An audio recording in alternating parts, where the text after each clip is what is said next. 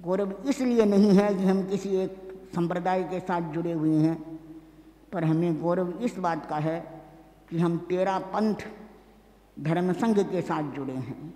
तेरा पंथ का मतलब है प्रभु का पंथ, भगवान महावीर का पंथ। तो भगवान महावीर के साथ हम सीधे जुड़ रहे हैं। इस दृष्टि से हर उस व्यक्ति को, चाहे वह साधु है, साध्वी है, श्रावक है, श्राविका है, गौरव का अनुभव होना चाहिए जो तेरा पंथ से किसी न किसी रूप में जुड़ा हुआ है। तेरा पंथ एक धर्म संघ है, एक संगठन है। संभुत्यामृत मस्नुते, कहते हैं संगठन से अमरत्व की प्राप्ति होती है। और ये सही बात है। व्यक्ति व्यक्ति होता है और संगठन संगठन होता है। व्यक्ति आज है पर कल नहीं रहेगा, लेकिन संगठन दीर्घ काल तक रहता है, इसलिए संगठन का महत्व है। तेरा पंथ धर्म संघ का 258 वर्षों का गौरवशाली इतिहास है। तो हम सबको उस गौरव का अनुभव करना है कि कोई शुभ मुहूर्त, शुभ पल था जिसमें आचार्य भिक्षु ने आज के दिन तेरा पंथ की स्थापना की। आषाढ़ शुक्ला पूर्णिमा का दिन चेलवा गांव, भगवान चंद्रप्रभ का मंदिर, अंधेरी ओरी, और चातुर्मासिक प्रतिक्रमण के बाद पूर्णिमा की चांदनी में शुभ बेला और शुभ मुहूर्त में आचार्य भिक्षु ने अरहत की आज्ञा शिरोधार्य कर सिद्धों की साक्षी से भाव दीक्षा स्वीकार की और उनकी दीक्षा स्वीकृति तेरा पंथ की स्थापना हो गई। उन्होंने कोई विधिवत समारोह आयोजित करके तेरा पंथ की स्थापना नहीं की, लेकिन उन्होंने दीक्षा स्वीकार की, वह तेरा पंथ की स्थापना हो गई। दीक्षा के लिए आचार्य भिक्षु ने जो समय का चुनाव किया, उन्होंने कोई मुहूर्त देखकर समय का चुनाव किया, पता नहीं कैसे किया, अथवा यूँ माने कि नियति ने उनको अच्छा मुहूर्त स्वयं दिखा दिया।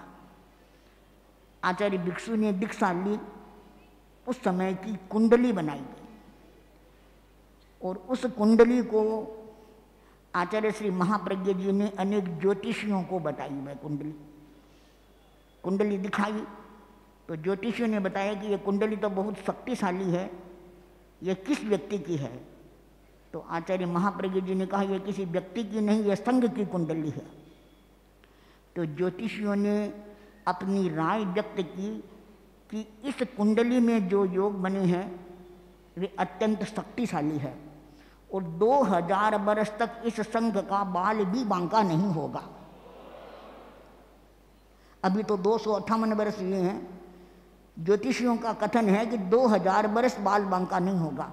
तो हम कल्पना करते हैं कि 2000 वर्ष तक जो संघ स्थिर रहेगा, दृढ़ रहेगा, तो उसका भविष्य और अधिक लंबा होगा, इसमें कोई संशय नहीं लगता। उन्होंने यह भी बताया कि यह धर्म संघ विकास की अनेक ऊंचाइयों को छुएगा और नई नई शक्तियों का प्रादुर्भाव करेगा। तो धर्म संघ की जो वह कुंडली थी, उस कुंडली में 9 ग्रहों के 9 महत्वपूर्ण स्थान है। यह आचार्य महाप्रज्ञ जी की कल्पना है कि उन्होंने 9 ग्रहों को 9 महत्वपूर्ण स्थानों पर स्थापित किया है। उनके अनुसार तेरा पंथ की जन्म कुंडली में सूर्य बैठा है अनुशासन के घर में। सूर्य, चंद्र, बृहस्पति, बुध ये सब ग्रह है। तो बताया गया है कि तेरा पंथ की कुंडली में सूर्य बैठा है अनुशासन के घर में, चंद्रमा बैठा है विनम्रता के घर में, मंगल बैठा है आचार के घर में, बुध बैठा है न्याय के घर में, वो बृहस्पति बैठा है सम विभाग के घर में, शुक्र बैठा है समर्पण के घर में, शनि बैठा है अध्यात्म के घर में, राहु बैठा है योगाभ्यास के घर में और केतु बैठा है श्रम और तेजस्विता के घर में। तो जिस धर्म संघ में अनुशासन, विनम्रता, आचार, न्याय, संविभाग, समर्पण, अध्यात्म, योगाभ्यास, श्रम और तेजस्विता है, उसका नाम है तेरा पंथ। शक्तिमत्ता, प्राणवत्ता और दीर्घ जीविता का यही रहस्य है। विभिन्न गृहों में विभिन्न गुणों की अवस्थिति विसंग की शक्तिमत्ता को बढ़ाने वाली है, प्राणवत्ता को और अधिक ऊर्जस्वल बनाने वाली है और दीर्घ जीविता का रहस्य बताने वाली है। तो आचार्य भिक्षु ने ऐसे समय में तेरापंथ की स्थापना की या ऐसे समय में अपने आप को भगवान महावीर के प्रति समर्पित किया, जो समय वास्तव में बहुत उत्तम था, शुभ मुहूर्त था।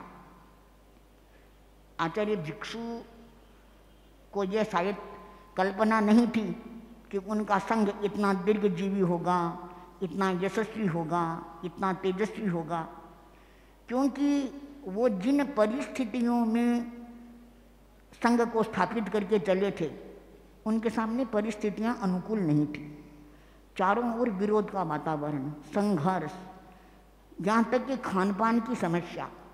इतिहास पढ़ने वाले जानते हैं कि 5 वर्ष तक तो उनको भरपेट रोटी नहीं मिली, ठहरने के लिए उपयुक्त स्थान की तो बात ही क्या, जो स्थान मिलता वह भी उनसे छुड़ा लिया जाता।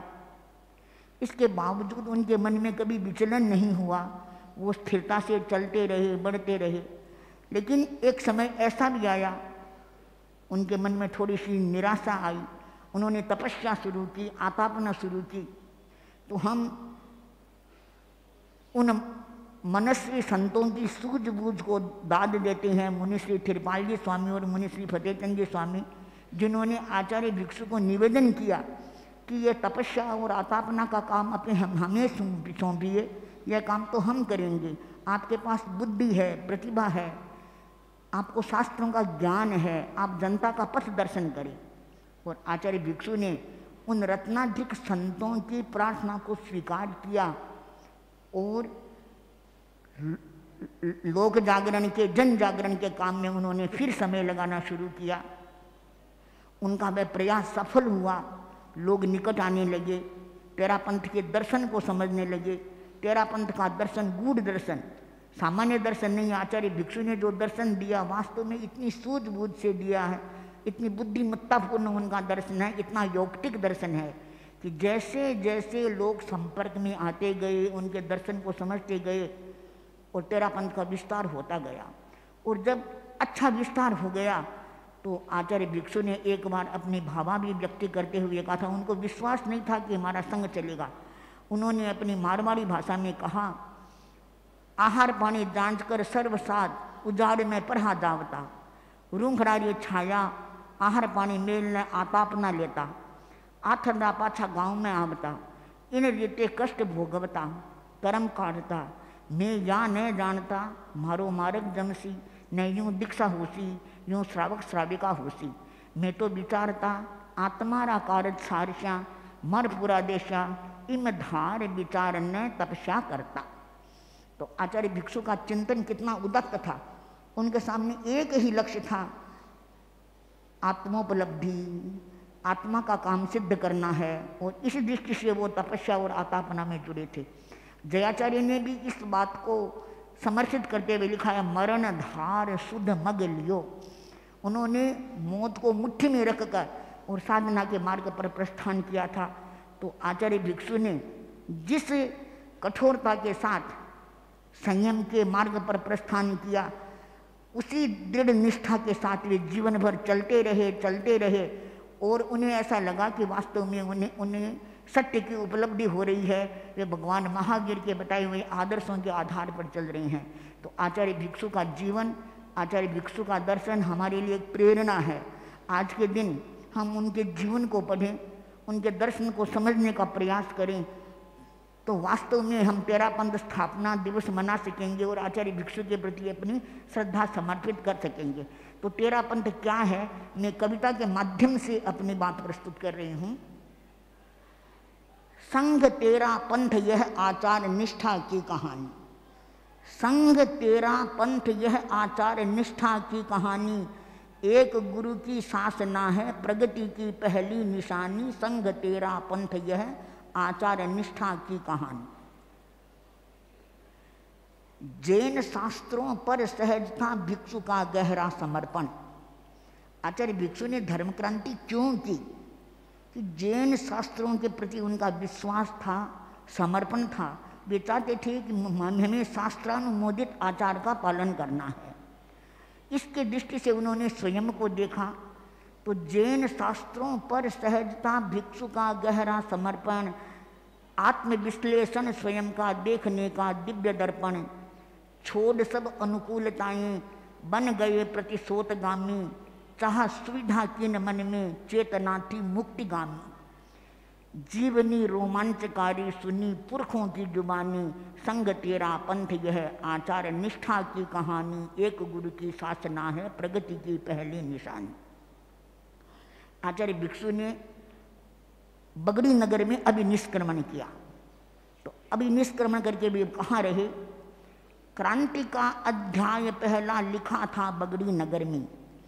क्रांति का अध्याय पहला लिखा था बगड़ी नगर में, यामिनी पहली बिताई अभय होकर प्रेत घर में। हुई चर्चा गहन बड़लू में न कोई सार निकला, ताप तीखा प्राप्त करके भी नहीं संकल्प पिघला। बन गया जब संगठन देते रहे उसको रवानी। उनका लक्ष्य नहीं था कि संगठन बनाना है, संघ चलाना है, मुझे आचार्य बनना है। अपने आप संगठन बन गया और संगठन बनने से पहले ही उसका नामकरण भी हो गया।